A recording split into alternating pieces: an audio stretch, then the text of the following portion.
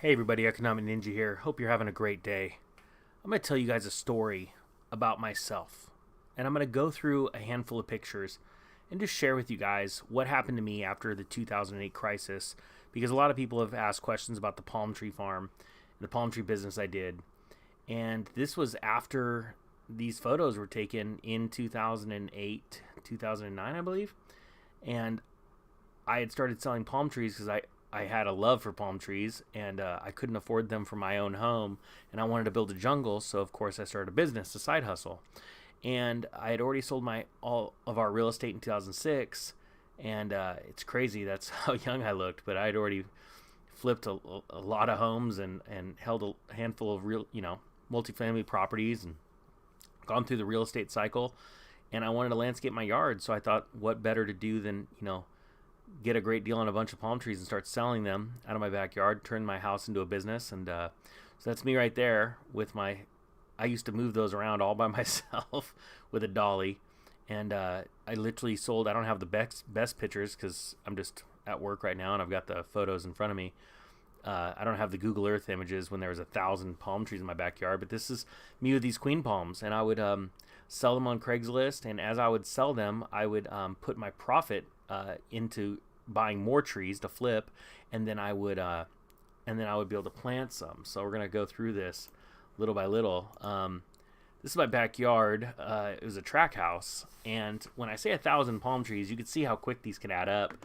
To give you an idea of size, from the bottom, well, obviously here's your Tonka truck. These are, I want to say those are 15-gallon trees, and so you're talking about 4.5, 5 feet each one. And I would grow this bamboo, and every year I would cut out bamboo and put it in pots and sell those for like $100 a pot. And it was pretty exciting. It was pretty cool. You can't see how big this yard is, but it's actually massive.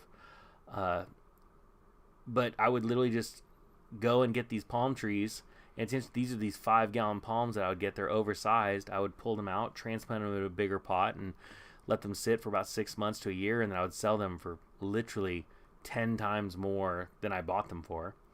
And there was thousands of them. You can see I just planted this large queen palm, and I had all these ropes tying it off because they were just so darn massive, and the root balls were super small, so they had to be stabilized for quite some time. Just really good time. Obviously my kids would be in the yard digging stuff up. This is my Tiki Hut or cabana that I built out of poles, and you see it in the summertime when the torches were lit. It was really cool.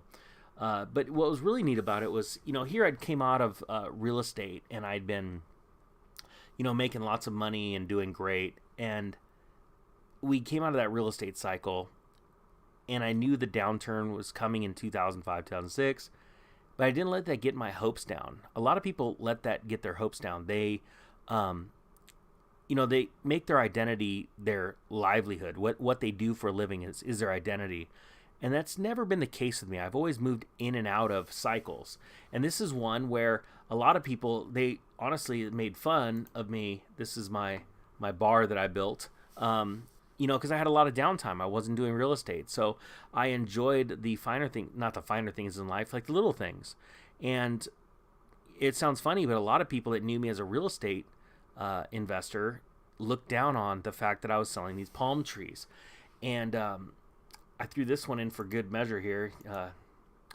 This is me drinking coffee. See, I was very fancy. There was a caterpillar, though, that found its way onto my lip. It slept there for about probably 30 days. I want to say that was during Movember. But, it's interesting because this is part of another view of some of my landscaping that I did.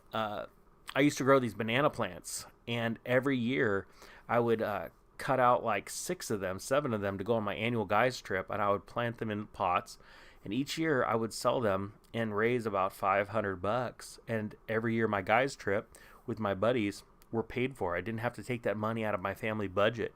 It never cost anything. So that was a really neat way of making money on the side that again didn't affect my family life, which I really liked. Going back to how people looked at me, I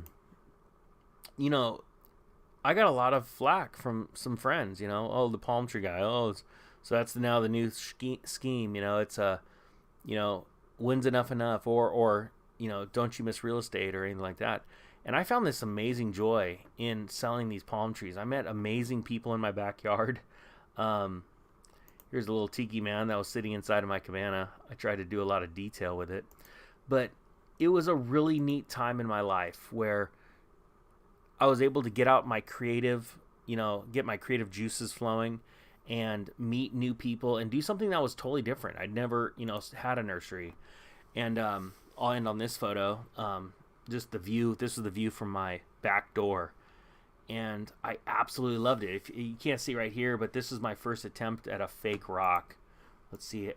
Oh, shoot. Oh, man. Now I'm screwing things up, making lines and all that stuff. But made fake boulders, and it was just a lot of fun. And I want to encourage you guys to, as we're going through this real estate cycle, it's topping, the economic cycle's topping, and we're getting ready for the next downturn. Think about something you've always wanted to do. Because the facts are, even during the Great Recession, I sold a lot of palm trees, and it was a great cash business, and it really not only, brought money into our household, which was very needed at the time, but it really helped my mental well-being. And I think that's very important for people. This is the time to start to dream.